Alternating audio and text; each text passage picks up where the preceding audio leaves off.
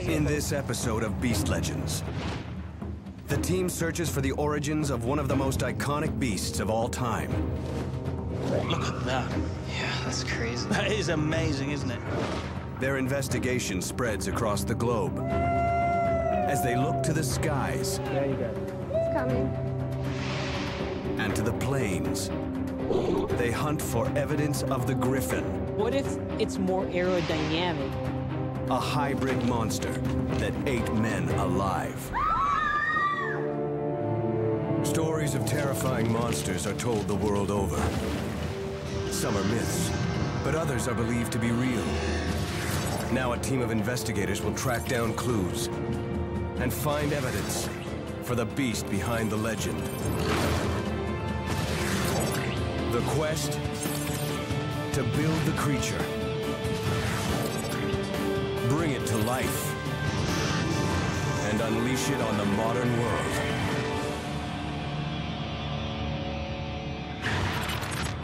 It doesn't look like Griffin territory, does it really? Steve and Francis are on the ground in Germany, hunting for the bones of a monstrous creature.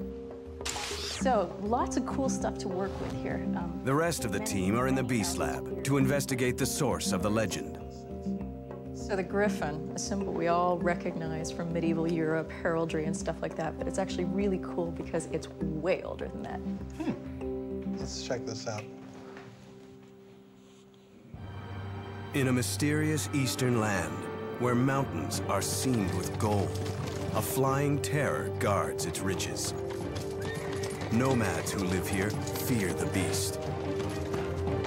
But they long for treasure and pay for it with their lives. Fear from above, an awesome fusion. King of the land and lord of the sky. It is the Griffin. This story has inspired the team to imagine what this beast might be and to bring it to virtual life. So the Griffin tracks back through the Greeks, which is one area where it shows up a lot in the art, but it goes back even further than that, several centuries BC in Mesopotamia, and then tracked out through the Scythians in particular to Central Asia, the Mongolian area, particularly the Altai. Well, I think what we should do is basically break it into two parts. I mean, we've obviously got the eagle in the front and the lion in the back. Yeah. And, both of these are basically predatory. One thing we could do is begin our model with a cave lion. I mean, there aren't lions in Mongolia today, but there were cave lions, that went extinct 10,000 years ago. Really? And in fact, cave lions might actually be a really good model for the back end of our Griffin. In fact, the very first bones of a cave lion were found in a cave in Germany, Zulithan Cave. And Steve and Francis are checking it out. Perfect. So Francis and I are deep in central Germany on a quest to figure out the body size of our Griffin. Next stop, Zulithan Cave. Why is it all locked up? Why is there a door? We need to close the doors, so just permitted persons have access to this. This cave is locked up for the safety of the public. It's a very deep maze of chambers protected by scientists because its walls hold valuable secrets from the past. 200 years ago, nobody even knew that giant prehistoric lions existed. And then a German paleontologist had the guts to venture in here and discovered the skull of a massive, vicious-looking cat. He named it the cave lion, a perfect candidate for the body of our Griffin. So I take it in the Ice Age, the lions would have got in without this amount of trouble? Oh, there was other trouble inside. For the past 5 years, Dr. Cages Diedrich has been researching cave lions and their prey. The lions were maybe hunting the cave bears because it was easy food.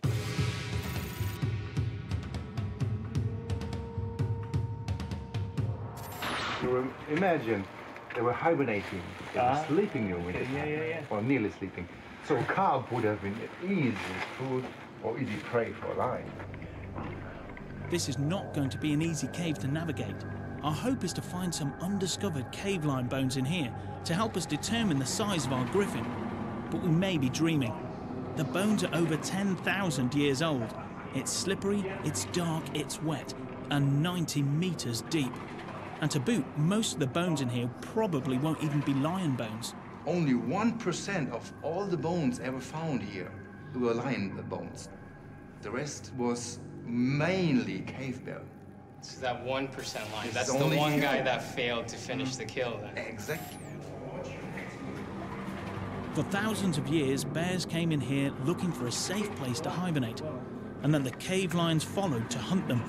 They were such efficient and vicious predators that they almost always won, which is why there aren't many lion bones found in here, unless you are very lucky. That's bone, isn't it? Is that bone? There are plenty of bones sticking in the wall. Here's one. There's one, exactly. This is a bone of a cave bear. That's crazy. That's so cool though, how they're all just part of the cave now, yeah. Love the bear bones, but we want lion bones. Better press on.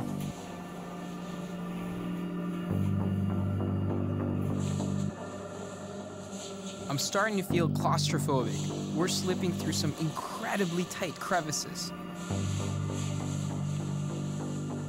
Just recently, someone got stuck in here and had to be pried out. Good thing we skipped lunch.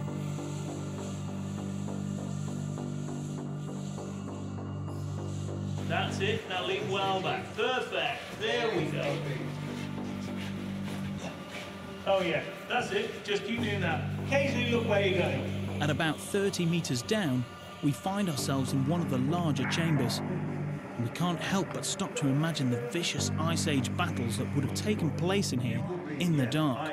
It just is awesome with these huge lions, because they're bigger than normal lions, and massive bears. If we turn our torches off and see how dark it is. All right. Okay. There. Whoa. Yeah. Now you're lying in the dark. See that you can't see anything. You can't see anything. But you know, you'll be lying there in the dark, and then you can smell. And that's it. Maybe that's all you'd hear, is the sniffing of the predator getting closer and closer. You can smell the lion's presence, and the next thing you know is you can feel its breath on your face. Yeah. It's like a ninja. Yeah. Yeah, before you know it, you're dead. I'm just gonna have a seat here and start doodling. Cool. The atmosphere and vibe of this cave is inspiring me to create a drawing of a cave lion to send back to the Beast Lab. I kind of want to pick and choose what I think is really cool. Yeah, well, you can. You can have whatever aspect you want for that body of the Griffin, yeah. Right. I think if you can draw us a line, if you can get us, you know, and then we can choose, just draw the whole line, forget about the head and the wings and all that sort of stuff, and then we'll basically give it to the guys and see which bits they think they want. Yeah. There's the battle. There is the battle, yeah. All right. I think I got their scale in relation from lion to bear, but I want to get the scale of lion to me. We need to go in deeper to see if we can find lion bones.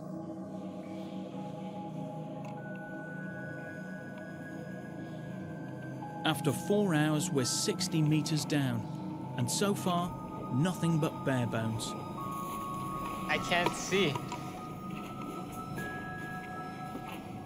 Just when we were about to give up, Cadus hits the jackpot. Whoa. So, what are these? They were all of lion. So these aren't bear bones? No, lions. So from the front leg, the big. Oh yeah, the humerus. Yeah. The leg, the femur bone. Look at that. Yeah, that's crazy. That is amazing, isn't it? This rare find is more than we could ever have expected. And exactly what we need to figure out the scale of our Griffin. And even a rib. The hand and finger bones. Which? There's a very massive ones. They are from There's the middle. metacarpal. Metacarpus and metatarsal bones. Look at the size of it. Yeah. Mine will be about the thickness of my finger, there basically, and look at the size of it. This is perfect. We can use the dimensions of these paw bones to take back to the Beast Lab and calculate the body size of our Griffin. Yeah, I mean, I think, you know, just by studying more the lion behavior, and we can incorporate that with the way eagles hunt. I mean, we pretty much have like the ultimate hunting machine. Yeah, we've got a cat that flies. Cool. With a drawing and scale calculations in hand, it's back to the Beast Lab. Now all we have to do is remember which way is out.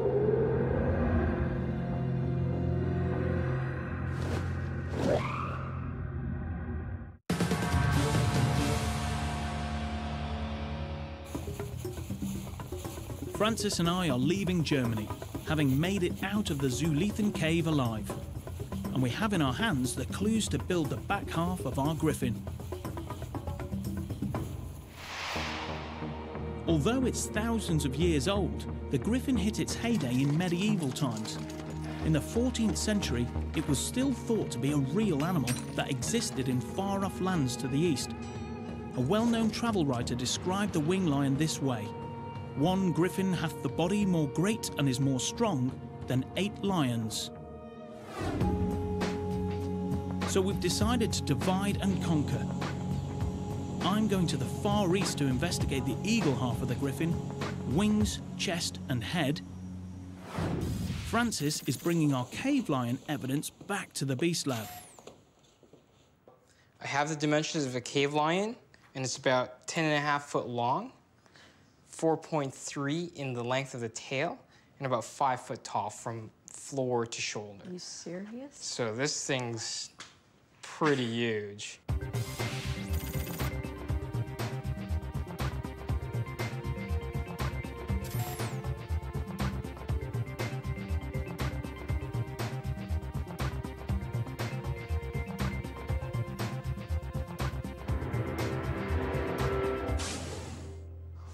This is pretty much done. It looks all right, but check this out. So if I lie down right beside it, wow. Remember, feet to shoulder is 5 foot. Yeah. So that's not like counting the height with the head. No. So I'm like right in its mouth territory. I think you'd be a nice small snack for that. Oh, yeah. Wow. So this is pretty much the perfect size for a lion's body going onto a griffin. You know, it's freaking huge. Yeah. All right, this is perfect. I think I can just scale up this beast.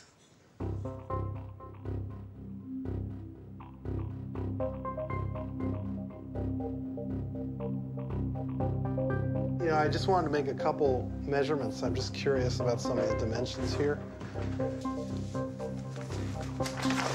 Whoa. What the hell are you doing? There, I think that looks a little better, don't you think? It looked better before. No, you know, now we just need to find out about the head. The first written accounts of griffins appear in a Greek poem from the 7th century BC. It tells the tale of a tribe of one-eyed people called the Arimaspians, who battled beasts that were half lion, half eagle over deposits of gold. All this was said to have happened in a land known as Scythia. Scythia spread all across Asia, from the Black Sea to the Altai Mountains, a mountain range said to be lined with gold.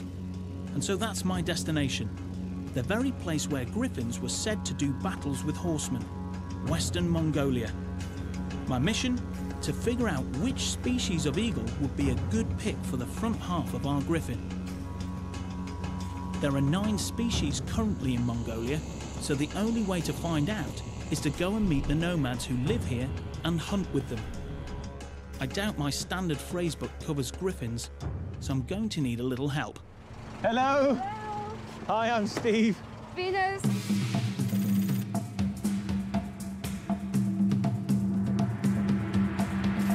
Very nice to meet you. I love the Jeep. This is great.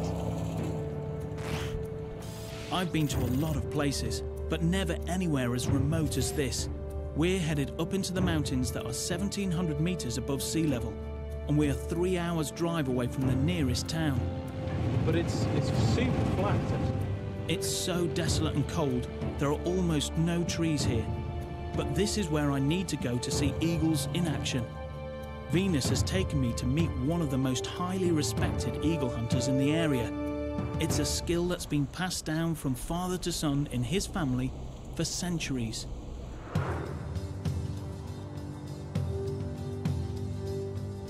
Oh, that is cool.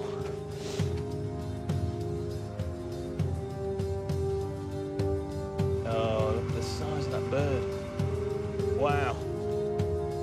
Hello. Oh. How are you? Қалайсыз, жақсысыз ба дейді. Ем жоқ. Менің атым мана.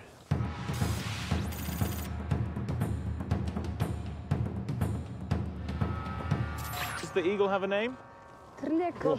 Tırnek. What does that mean? A 2-year-old eagle is called tırnek. Tırnek. Okay. Very good. It's a beautiful looking bird. Yeah. Yes. Now this is a very strange relationship, man and bird, because it's not a pet bird. It doesn't love you. It just hunts because it's hungry, doesn't it? If they get too heavy, they'll just fly away. So. Yeah, but you know, there's a kind of relationship between the trainer and the eagle. Okay. Yes. So mostly they don't fly away. They come okay. back to the trainers. That's very good. Yeah. The golden eagle looks like a perfect species for our griffin. It's one of the largest apex predators in the air, so it will match the power of the cave lion. It can survive in this harsh climate, and not only does it look the part, but historically it makes perfect sense. This eagle has been around for thousands of years. It intersected in these mountains with both cave lions and humans. I smell griffin. Okay, let's check out the footage that Steve uploaded. It's perfect. There's a lot of character in the face. So, a headectomy. Yeah. All right, so I'm gonna put a bird head in its place now here. No. It's like a pigeon. It's hilarious. Look, this is what we're aiming for, guys. You've got this amazing golden eagle. It's got this raptorial beak. Look at the hook on that thing. This is something that's built for predation, so. The beak could be a little sharper. Even the bottom one, it's kind of rounded. Yeah, this is off to a good start. It's the perfect head for a griffin body. Now that we've figured out the head, the question is how this affects the behavior of our beast. The next step is to see an eagle in action so we can figure out how our griffin would hunt. In winter, prey is scarce. Our hope is that the eagle will spot a stray rabbit or fox moving amongst the rocks and snow.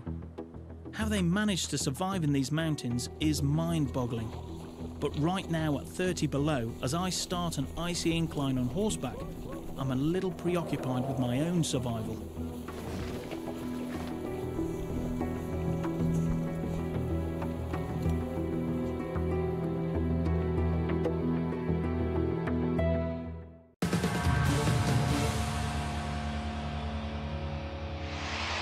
I'm in Mongolia with a band of Kazakh nomads on a quest to nail down the hunting habits of a griffin by watching a golden eagle track down prey here.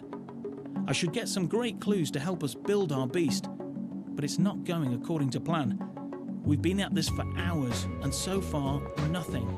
So the hunters are keeping the eagle's instinct sharp by practicing with dead animals on a string. They want to call their birds as a preparation for hunting. They want to check if their birds are ready or not for hunting. So they will use meat or fur, and one will stay with the bird on the top, and another person will call, the hunter will call his bird. So they're going to fly them to it? Oh, okay. So they're getting quite a height up there. Yeah, as high as possible. Here's how it works.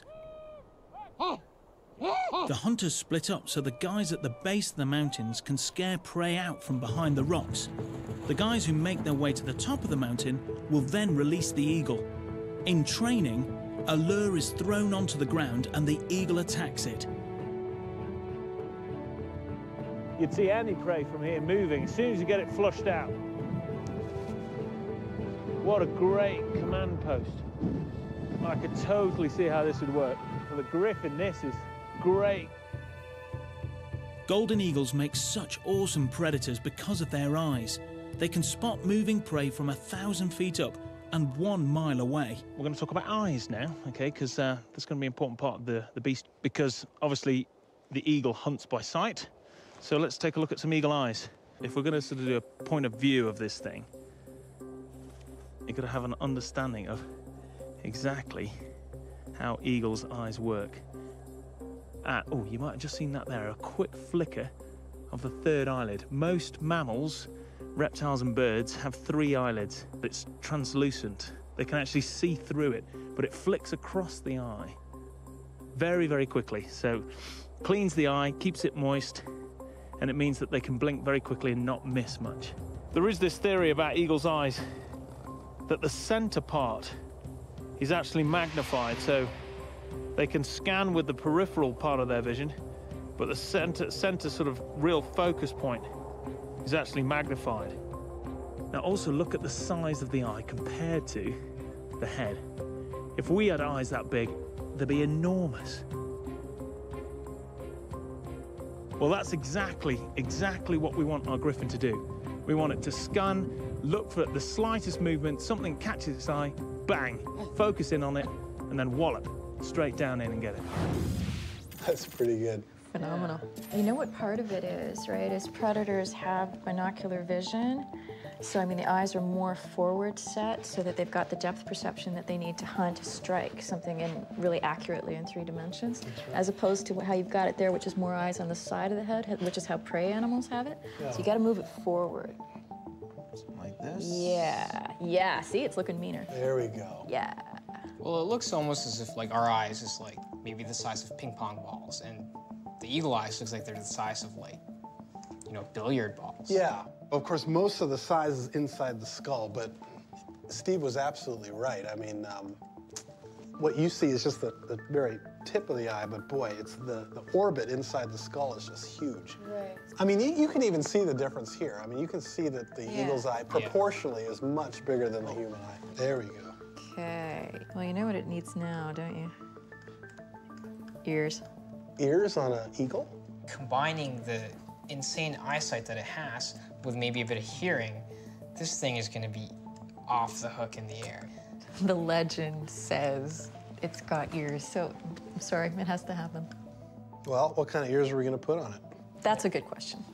Well, I mean, I think what we're going to have to do is look at real lion ears. The Griffin's ears are one of the features that make it instantly recognizable. Imagery of griffins over the centuries gives the beast a variety of ear shapes. Some are long like a horse, others pointy like a dog, and still others are cat-like. I think it would be wicked to give our Griffin the ears of a lion.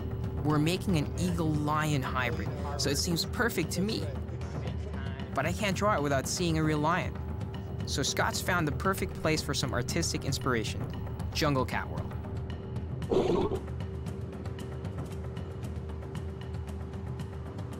Yeah, you know, now that I'm here, I'm not really feeling these ears. Unlike lions, this griffin is actually flying through the air. Yeah. And to have ears flapping around as you're flying, it doesn't make much sense. Birds don't have these external ears. They have excellent hearing. Yeah, I think you're right. We're gonna have to figure something else out for our griffin ears. So what if it's more aerodynamic and it swoops down like this? That seems much better. Right? That now, seems much better it's not typically how it's been portrayed, but I think it would make more sense. Is this the inside of the ear right there? Yeah, yeah, maybe something like this. Right. You know, you got like the cartilage That there. makes much more sense. But I don't know if it would be more that makes much furry more for sense. wind resistance. But that looks great. That looks really good. Now, probably transition around here, right? I think this really captures it, especially. It creates more of a synchronicity with the overall thing, because if it didn't have the ear, it would just look like an eagle head on the lion's body. I think the ears is what pulls it together. Aesthetically, it's the thing that's balancing it out. You know, it's like a spoiler on a car. I mean, right? it certainly makes it look like something that you've never seen before. Well, that's what we're all looking for, yeah, right? Well, no, we're not looking for something that we've seen. So what do you think? Can you do it? I think I'm gonna throw some ears on here. Mm-hmm. But I like how he did them like this. It's not really the same as something we've seen before. No, exactly. Like it's the same principle as the external ears that a lion would have, but they're not lion ears, because this thing flies. This is good too, because in the legend, I mean, the griffin always has these ears.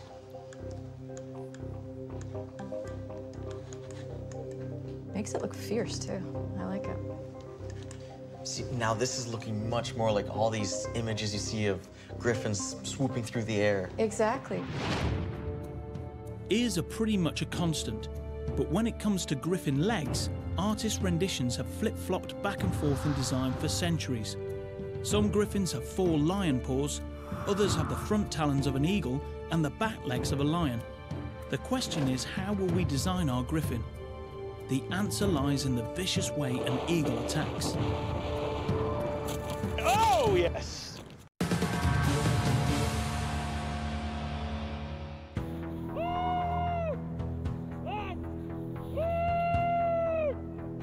I'm in Mongolia to find out how much of our griffin is made up of golden eagle. It's coming. That's quick. We've given it the head of a golden eagle, but what about the front legs? Do we go with the lion's claws or the eagle's talons? To me, the answer is obvious. Unbelievable. That was spectacular. This is not only a brilliant design, the talons also provide an ideal method of attack for the griffin. I think people probably perceive aerial predators to drop directly on to prey, but what our bird does, what eagles do, is they use the contours of the cliff, because a black bird against a white sky, you're going to see it really easily. So they camouflage themselves over the rocks and they hit their prey horizontally at speed. So if we're getting a point of view of our griffin, it's going to be coming in. If it spots somebody on a horse, it's going to be hitting them side on, boom, as it skims over the ground, and then talons come forward and wallop, it hits them really horizontally. And that's what we should be seeing our animal do. That will look a lot more natural than just landing splat on top. Yeah, that's an interesting behavior as well. But it's the posturing after it's landed. I think that's one of the things that we'll really have to nail. Wings really flared, making itself look as big and as imposing as possible. Well done, well done. That was amazing. Okay, nature seems to have come up with a really good design for what our griffin needs. So we need eagle legs for the front. Can you do it? For sure. Okay. It's starting to look like a real griffin. Oh my goodness, look at that. It comes in beside a horse from the side. If it swoops in with these massive talons, and it just comes in and grabs them. So when it's swooping in from the side like that, I mean, it's really interesting because when it flies, the legs are pulled right up, and then did you see it was just at the last minute that it pushes them out. It brings into question, of course, the back legs. Well, I think, you know, when a cat's lying down, how the legs kind of fold up nice and neat? Imagine just, maybe you can pull it up and just relax them back behind it. You're right, it must be doing that in flight because, I mean, it can't be flying, right, with the hind legs dangling behind it. When you think about the back legs of a lion, part of what they use those for, I mean, they sometimes try to pin the prey with the front of the body, and then they use the back to, you know, disembowel the prey, essentially. But if this had those kinds of lion claws, those would also be formidable weapons as it was coming in from the side to attack its prey. So you've got the grasping claws in the front, and then you've got the ripping claws in the back. So we need claws. I like the sound of this. Those are pretty good. There we go. I like it. Nice. All right, so here it is in flight. Oh, nice, okay.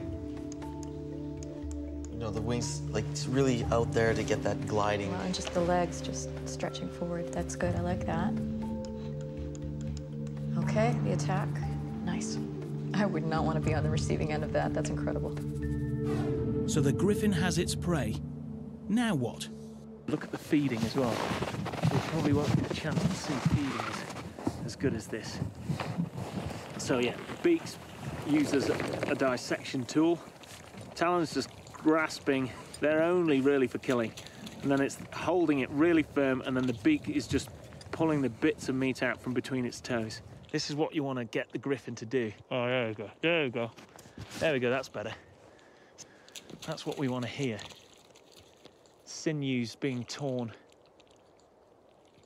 And that's, oh, hang on. You got, oh, fair dues.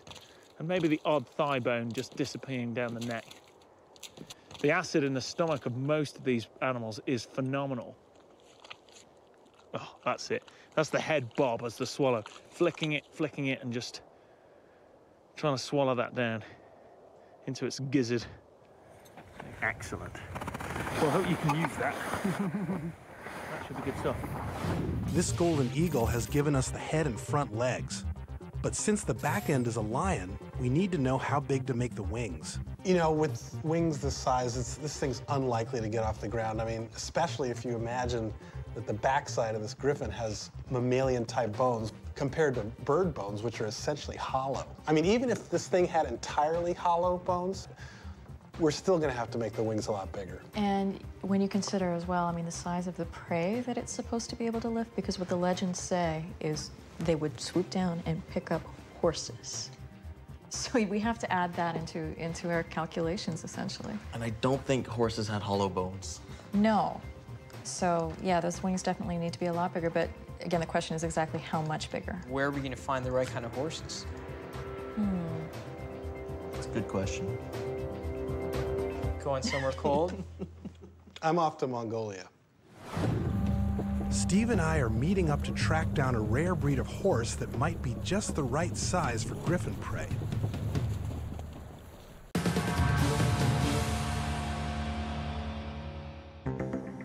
We're meeting in Ulaanbaatar, the capital city of Mongolia. The temperature has dropped to -35, which could get interesting since our plans involve tracking down wild animals on the open plains.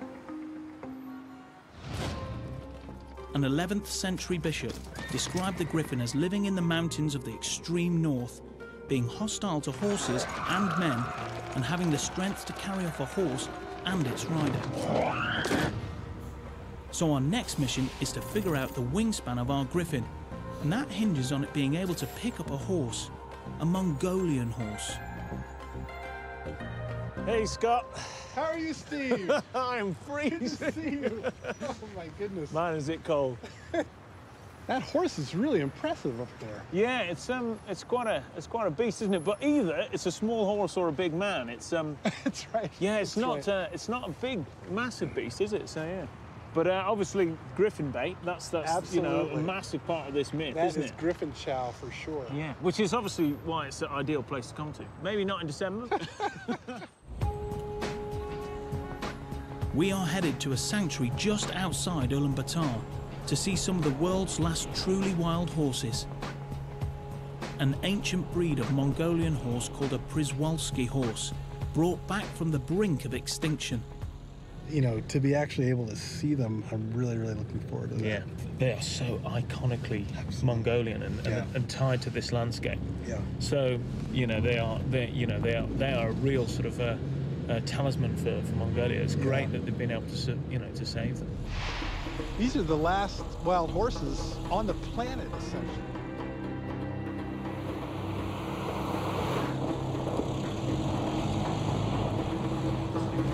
Finally, we're entering this park. Not much signage, not like Yellowstone or... No, exactly. We didn't even have to pay. That's pretty good. Yeah. This species of horse is the perfect candidate to calculate the scale of our beast. They were romping around the Altai Mountains at the same time as both cave lions and golden eagles. The plan is to try and find one and then calculate how big the wingspan of our griffin would need to be to lift one up. The problem is the park is more than 500 square kilometers and there are only a couple of hundred horses, so it's a tall order. We haven't got that much light left. The sun's quite low now, so we've got to hopefully come across them fairly soon. Hours later, Steve finally spots something in the distance. Oh, wait, there's one. Oh, yeah. Stop. We've got Przewalski horses there. It's definitely them. Look at the sandy brown colour. Oh, look at that. Up on it's the a very, very different, very different look. Look. Let's just move this slightly further away. This is possibly one of the rarest mammals that I've been this close to, you know. It's pretty rare. No predator could surprise these guys completely. Yeah. I mean, you can surprise them a little bit, but in the end, it's going to be a question of speed. Yeah. Even though his head, you see, the weird thing is, even though his head looks like it's looking away, he's looking straight at us. He can scan that far around, yeah. Oh, bit of a snort. Did you see that? Yeah. He snorted.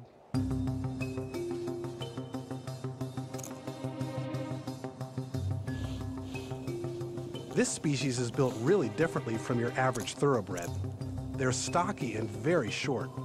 They stand about 1.5 meters high and weigh about 270 kilos.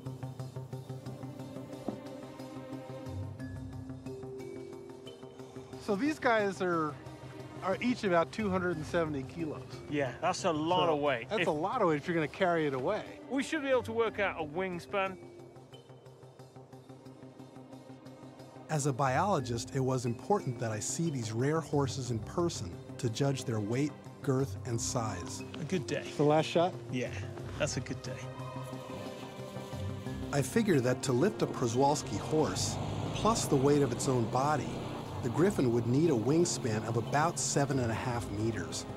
That should do it. All right, so I think they pretty much nailed it. 25 feet for the wingspan, that should be more than enough to carry a horse. All right, let's make these wings bigger. Let's do it.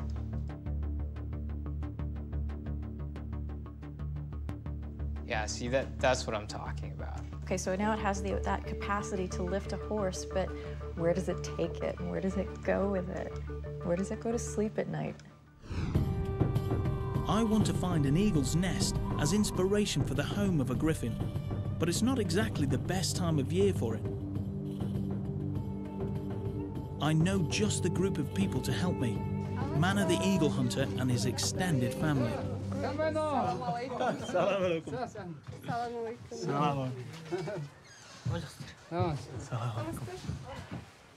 Wow. Quite a place, up at the head of the table. Is it fresh? No, it's fermented. Yeah. Ooh, tangy. Is this common drink? This is a... No, it's kind of special, but it comes... That's good.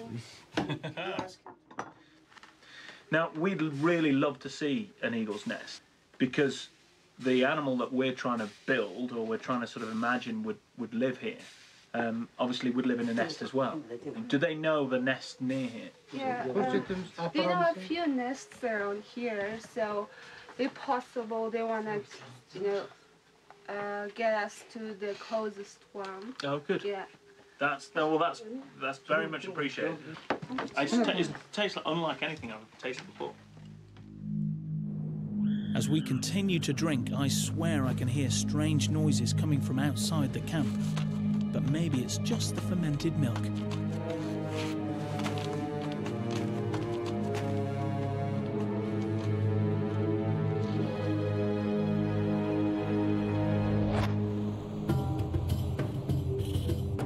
The next morning, in the company of Mana and an expert rock climber, we locate an eagle's nest high on a cliff. Well, yeah, we're well short of the nest. Now, I can still see it from here, but it goes to show why the eagles build it there, because it's not an easy thing to get to for a predator at all. But we quickly discover that the winter weather has made the nest impossible to get to, because the rocks are too brittle. Well, I reckon if we start about here... So we're going to do the next best thing. Pile those up there. And I'm pretty sure it's never been done before.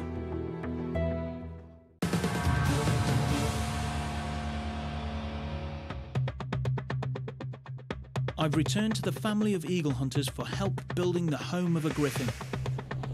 Using the materials of an eagle's nest as a guide and our newly calculated griffin size, we're going to make a full-size model of a griffin nest for the Beast Lab to use. It's going to be a big...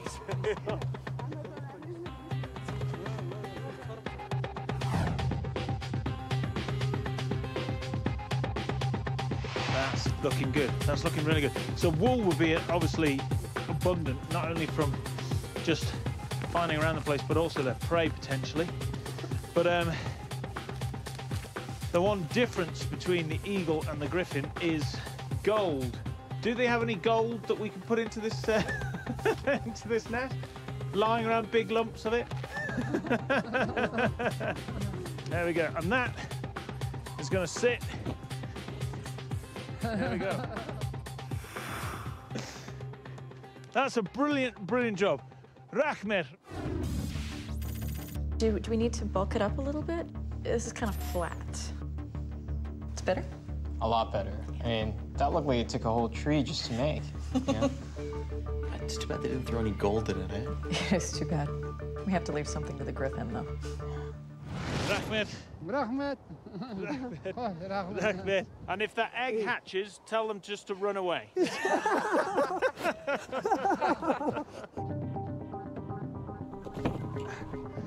Okay, let's get on the road. Now we have everything we need to put the finishing touches on our Griffin. We know how it hunts, flies, and where it brings its prey. We have every last detail in place from talon to tail. So it's goodbye Mongolia, we've got a beast movie to watch.